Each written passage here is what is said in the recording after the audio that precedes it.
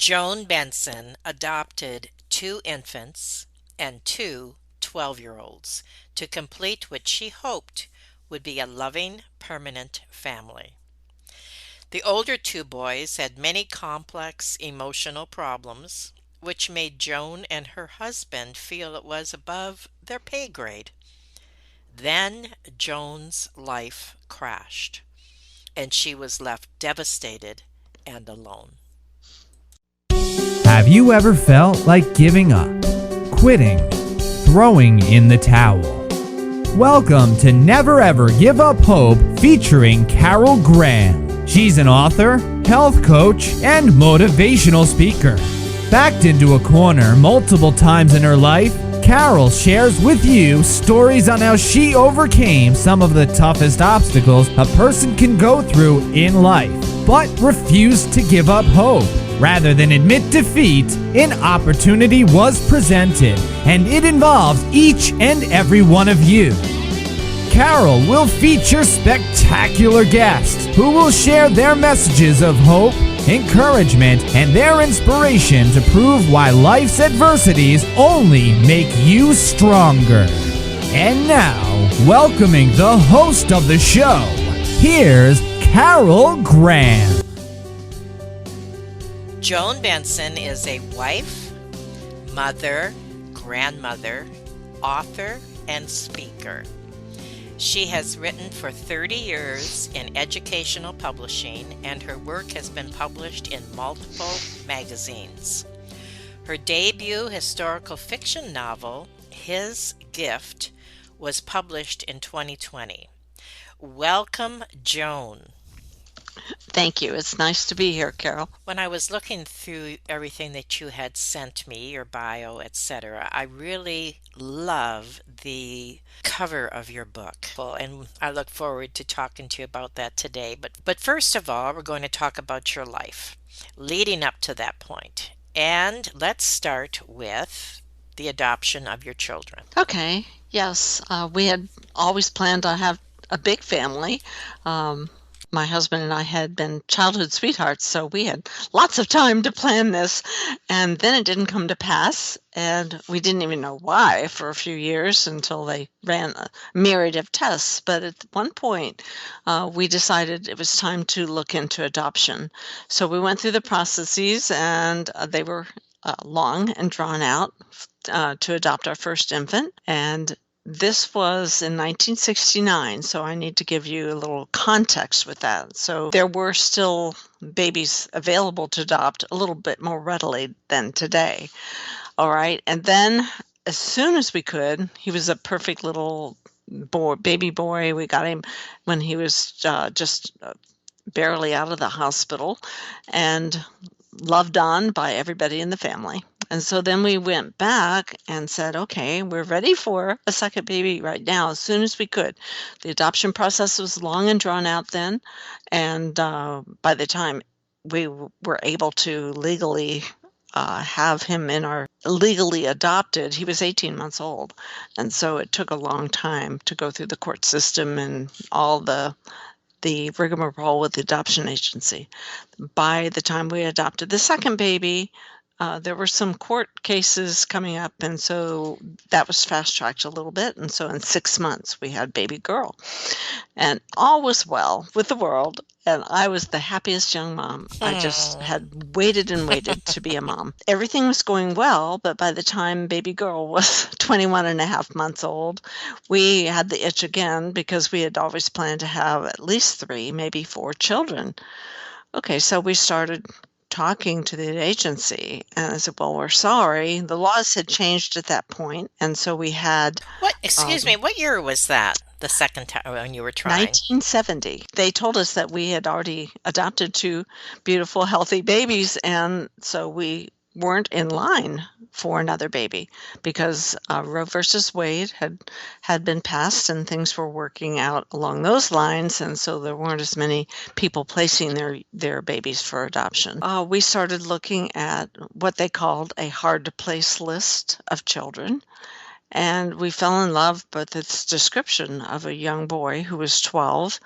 He was actually living in a group home in Texas, and there was a part of him that attracted us to his bio, to who he was, because we thought he might fit in best with our family. And he did have a faith background.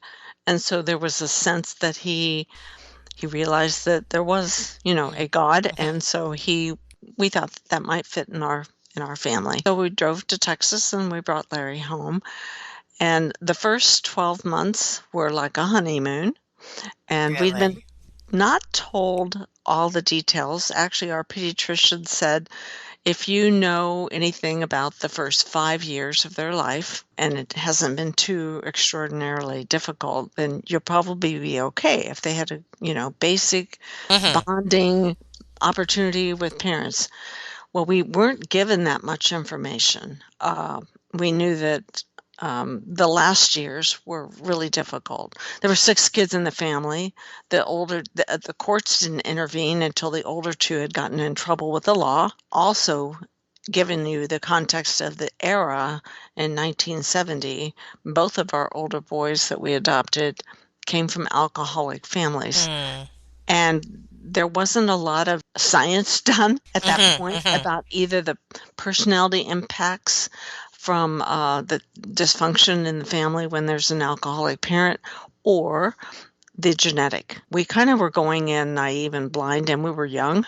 Um, so we had all 4 children by the time we were 28, thrust into sort of a middle-aged stage with these 12-year-olds and then the little babies. The honeymoon period was going on, and Larry just adored the little kids. Well, he kind of fought with the little boy, our brother, my son, but the baby girl and he were just best friends and spent a lot of time. That was back in the era before car seats even. So they would sit in the car as we drove him to this school, because we had built a house out in the country. It was ideal, we thought, for these older kids. We had horses, we had dogs, we had land, places to run, but the school was also out in the country. So Hmm. we decided to give that a try the first year. We were outside of a university town in the Midwest, and so we went to this little country school. Larry actually didn't have reading skills. My 3-year-old was doing more with reading than Larry could, so we had all these deficits educationally to deal with. I was a reading specialist, so I could pitch in on that level, but the emotional stuff was what we weren't quite prepared for. There were so many emotional things that we couldn't deal with because they weren't on the surface. The resources that we had available were not equipped either, I might say, because we were going to counselors, we went to our pastor, Hmm. we went to the educators, and it was like nobody knew how to equip us in a better way. Hmm. So at that particular point, like 10 months into the first adoption of the 12-year-old Larry, a friend of ours who was an attorney in town called and he said, "We know that you have adopted a 12-year-old plus your little ones." And we were close friends.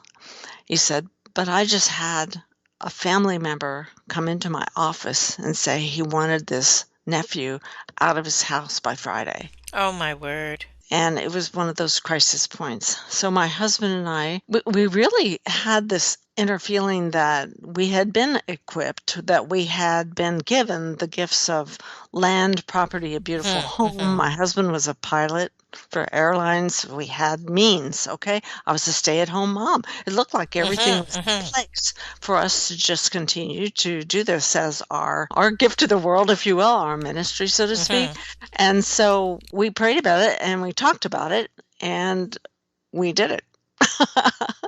So suddenly we have two 12-year-olds. And they were like night and day, Carol. They were so different. Their complexities and their issues were how they manifested life. How old was The second one was 12 also. Oh, okay. That's right. Okay. Now we had built this big 4-bedroom home and we had one very large bedroom where Larry was at the first 12-year-old. And so It was no problem with space. It was no problem. We put another twin bed in. It was all fine and good, and they would be brothers. Okay. Yes, it all sounded really idyllic, but it was not. Okay, so the second boy that we were told, he was described to us by the educators at his school, that he was emotion locked. His mom, Hmm. his father had died when he was very little. His mother died in a motel room as they traveled from Texas up to both the boys came from Texas, oddly, and they were Hmm. driving up to this family that lived in my hometown in Lawrence, Kansas. He was left just in this motel room. Mother's gone. And Wow. so when he was placed in school in the neighborhood of the family, he did have an aunt and uncle and their children living in that same area. And they said, he didn't laugh, he didn't cry, he didn't show emotion at anything. So they just called it emotion lock. Once he got into our home environment, uh, he stopped being emotion locked, but he did handle things very differently. He did not push or confront. He had that the silent kind of conflict where he would ignore whatever it was he was supposed to be doing and not confront you about it. There's a title for that. But anyway, the passive aggressor versus the active one. Okay. So we Okay. had one that acted out. That was the first one. And then we had the one that was the passive aggressor.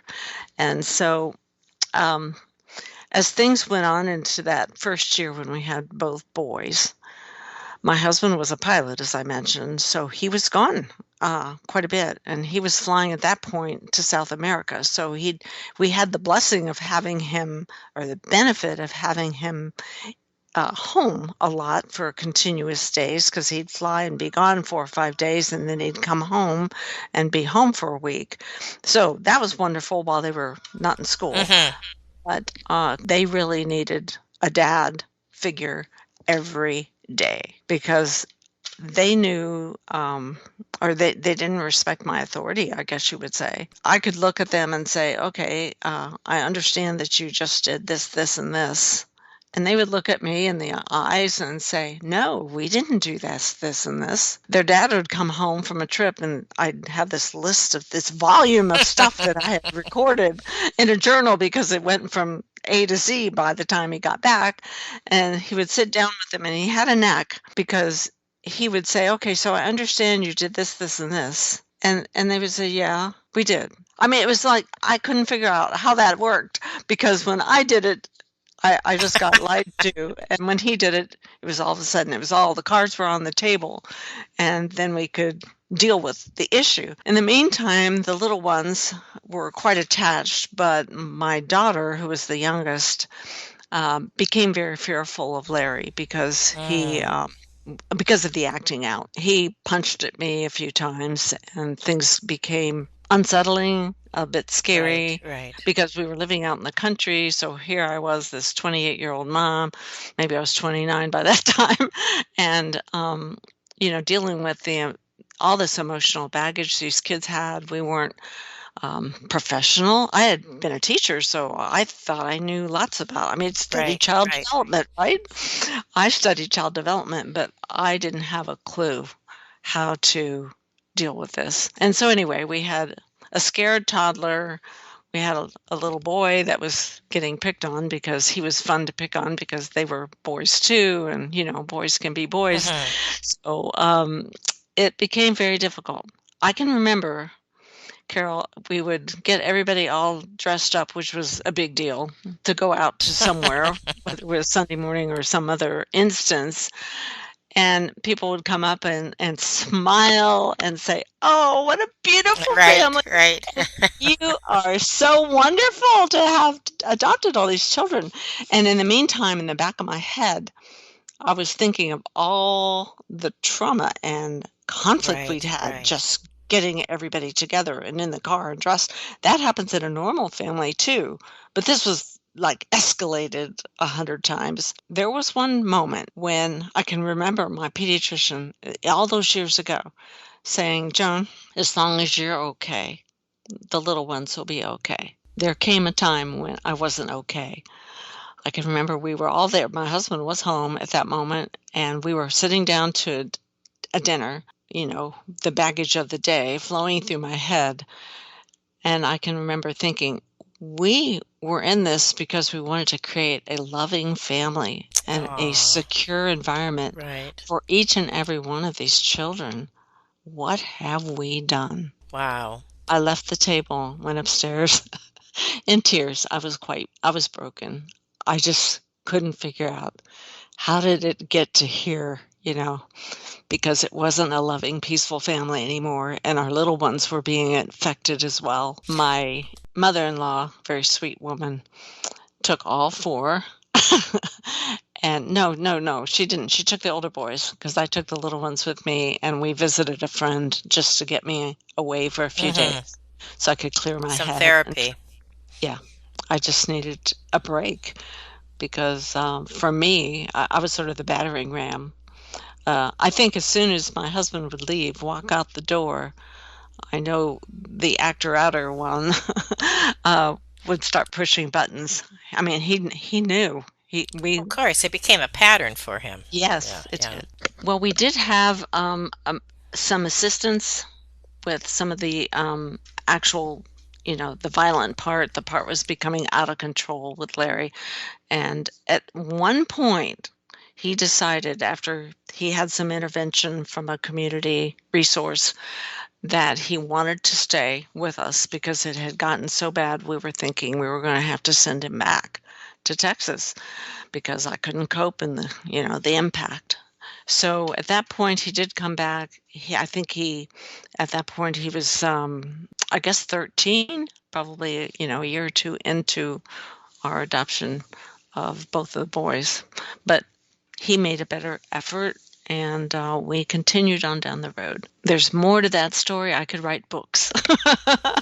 I have not written books about my adoption, but I have shared You it. should. Absolutely. Yes, that's an intriguing story. We're going to take a quick break, and when we come back, we want to hear another part of this intriguing story about what happened in your marriage after all this. You do not want to miss part two. Stay tuned.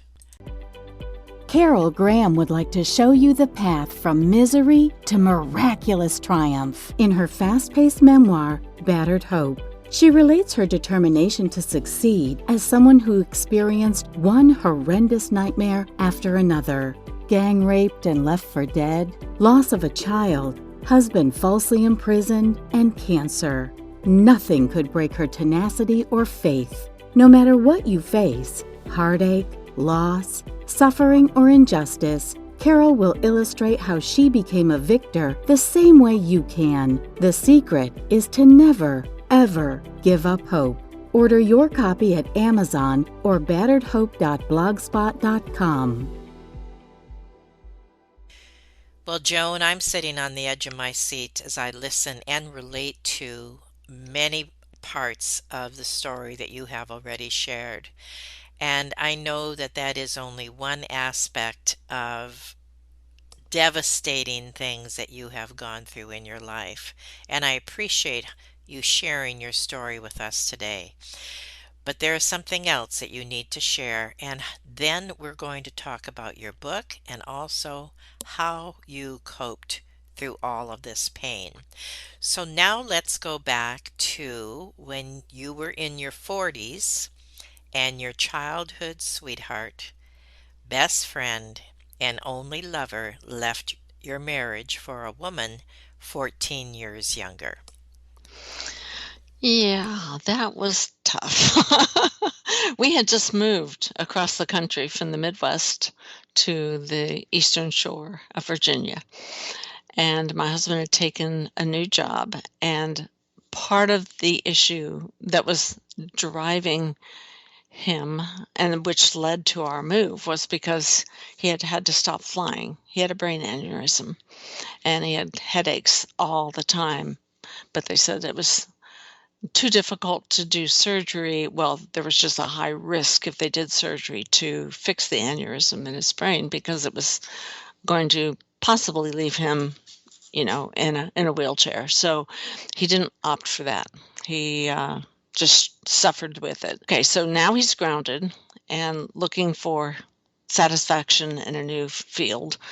And so we moved to the east, and he took a job with a respectable company, and the kids were kind of excited. They never lived near the ocean before, so they were all hyped up. But the younger two children at that point were 16 and 18. The older boys were no longer living at home. We had been in our new home for about a year, and I knew things were getting a little bit different because we had been so close. I mean, you know somebody really well when you start dating at 15. We got married out of college, and then, we'd been married 22 years. I noticed at some of the, like a Christmas function for this company, all the women were dressed appropriately, I guess you'd say. And here I came in my best of my teacher clothing. We'd kind of were struggling at that point financially, and I didn't have any ball gowns, and I didn't have any dropped cleavages, and I just, I looked like I taught school, and the contrast was striking. So, I was aware of these different types of women that he was hanging out with every single day at the water cooler. Okay, so at one point, his communication had really dropped, and I kept trying, to what's wrong? How can we fix what's wrong? Just talk to me. Well, the talking, he'd already checked out. I think that happens a lot in marriages when people are splitting up like that. One has already made a decision, and so the communication closes off. The other one's trying to figure out what the heck is going on. And so they're saying, let's go to counseling. Let's do anything. I was not willing to give up this relationship. This guy was the only person I had ever loved in my whole life. All of a sudden, I hear that he's leaving his company in that job, and he's going to start his own with the help of a client. So it turned out that this young woman was going to be his secretary. And so I went over to the office one night, and he was working to get things set up in the new office. I noticed he'd just pulled out. I was teaching, but school was about out, and I'd gone over to see if there was anything I could do to help. And he drove away, and I noticed, oh my, there's two people in that car. What's up? So then we came to the confrontation when he came home. He didn't defend himself. He didn't say anything. He just went upstairs and got a few clothes and walked out the door. Wow. Yeah, it was a wow. I don't know how to explain how deeply that hurt. Right. And especially when I found out that she was 14 years younger and a size 2. Oh. I was not heavy, but I was, a middle-aged mom at that point. I thought I was old. I was only 42 at the time. I look back now and I think, oh my goodness, I was just a kid. But I felt like I was old, and I had teenagers, and we had these older boys. And so, I really did not see myself as a young person. So it was a big blow, and the children were reeling, because he'd been a role model. He'd been the head of the household, so to speak, led family devotions. We went to church as a family. All that was in place. The people that knew us thought of us as role models. We were the role model family. And then to have it just blow up like this was incomprehensible. His story goes on, and it becomes more of a soap opera than you can imagine. I won't go into all the details, but he did end up in prison for white-collar crime. He ended up staging his own death off the coast of Florida. Oh, my Lord. And it goes on and on. He married somebody when he was still married to wife number 2. I mean, it blew up in such a way that you have to say, who is this? No kidding. Yes. Well, while he was in prison, he was diagnosed with bipolar. That is a whole nother story. Yes. But the fact is, it did change who he was. I've tried to speak to people about that wasn't the man I was married to. I didn't recognize this person and the choices he was making and the things that were driving him. That was not my husband and my childhood sweetheart. That's interesting that you said that. We are celebrating our 50th anniversary this year, and my husband 30 years ago had a traumatic brain injury as a result of a car accident. So again, I am relating to many of the things you Mhm. are saying, and the personality change is. Mhm. I mean, it took. He was 7 years in bed, and it took a Wow. lot before he, became a portion of the man that he had been before. But Mhm. thank God he did, and Oh, good. I do understand the pain and the headaches, and let alone everything else you were going through. So if I am relating to your story in that way, I know that there are many others, and they are seeing your strength and your tenacity and your compassion and everything that you have done regarding adopting your children and living through this kind of trauma, etc. So, in summary, before we get into your book, maybe just summarize what happened so that we can see the upside. The upside is I did have a faith, faith in a God beyond myself. And so I guess you would say when you get to those moments when everything has been stripped out from under you, Hmm. financially, personally, emotionally, then you look to something beyond yourself. Most people do. And at that point, as the saying goes, it's kind of trite, but I was at the bottom of the well, Hmm. but the bottom was secure because when I looked up, I knew that the things I believed in were true because in a million different ways, I had support through the grieving, support Hmm. through how to restructure my life. I didn't even know who I was. I was this little girl of 15, and we had Hmm. been a couple. So everything that I was a part of this Right, duo. exactly. Yeah. And I honestly didn't know who I was by myself. And so I went to some counseling, which was very helpful. I find out who I was on the Myers-Briggs personality test, and that was like, wow, this is really me. And I can live with me with this help of my Father God. So I it was a very precarious time just as far as seasons of life go because our children, as I mentioned, were 16 and 18. So they were almost to the empty nesting. So I was coming home a lot of times to a dark house on a Friday night because they had plans with their friends, right? They weren't going to hang around and watch mom grieve. I mean, how much fun would that be? So they were grieving in their own ways, but they were, leaning on their friends, their peer support. And so my life definitely changed. But as they say, you grow, you grow in those valleys of darkness, and you either grow or you wilt and die. And Exactly. yes, Yeah. and so I became who God intended to me to be by myself, and eventually, not immediately, eventually, I was introduced to a really nice, stable man, and I am remarried, and we are co-parenting blended family, but they're all grown. So we have shared grandchildren and four younger children, all about the same age. That's what I needed to hear. And I can imagine that your story could fill a couple books, and I'm wondering why you have not written those books. Well, actually, I was asked about writing the one about my ex-husband that, you know, so we had 22 years of marriage plus 6 years of dating and then all this drama. And at that point, and I still will say this, there were too many family members that I thought would Yes, yes. feel the pain. Yeah.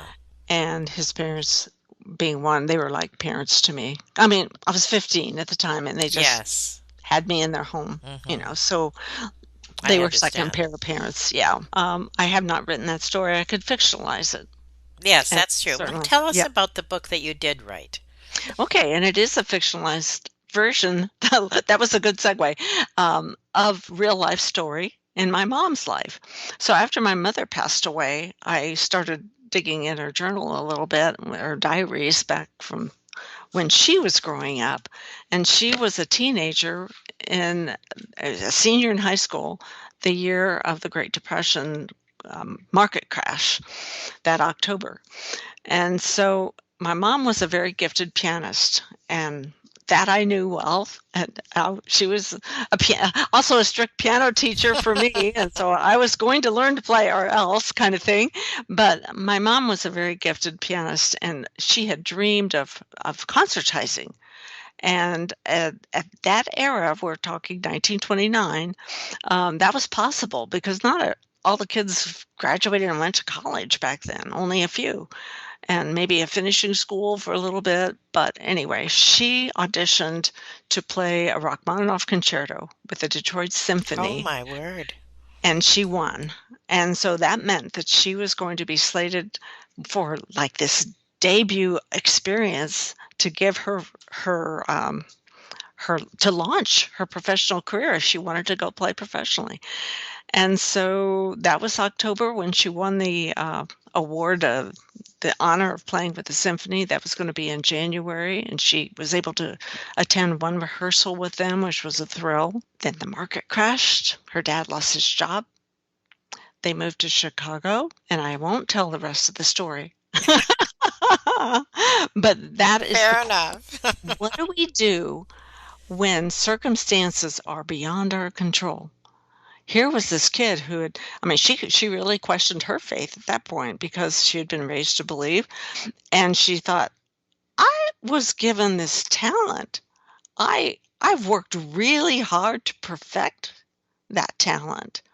And now this, dreams that have been snatched from our grasp Hmm.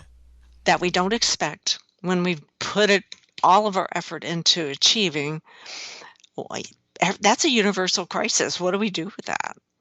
I think everybody at some point in their life has a disappointment, and they have to figure out, okay, what do I do with this? What do I learn from this? How do I move on beyond this? So if you read the story, the book, there is also an epilogue that I think you will find meaningful Okay. about my brother. Oh, And so, yes, he became a professional musician, by the way. I became the family scribe. yeah, that sounds that way, right? All right. Well, now in summary, I mean, we could talk another hour very, very easily, I am sure. Your story is intriguing as that's an understatement.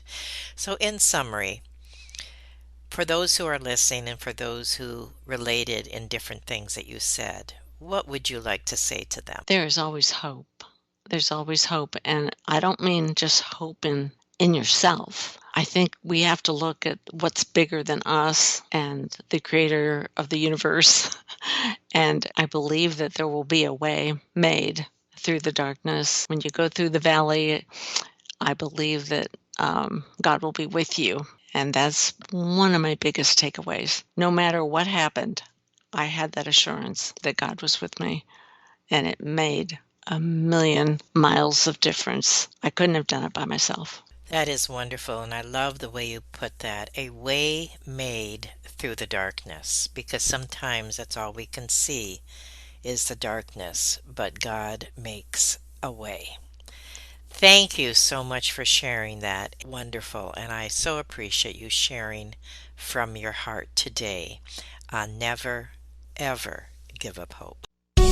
Thank you for listening to Never Ever Give Up Hope, featuring Carol Graham. Did you know that most people succeed because they are determined to? Quitting was never an option. Carol loves your comments and will respond to each one. So please subscribe and review this podcast. A rating of 5 stars would be outstanding and appreciated. Remember, if you are still here, there is always hope.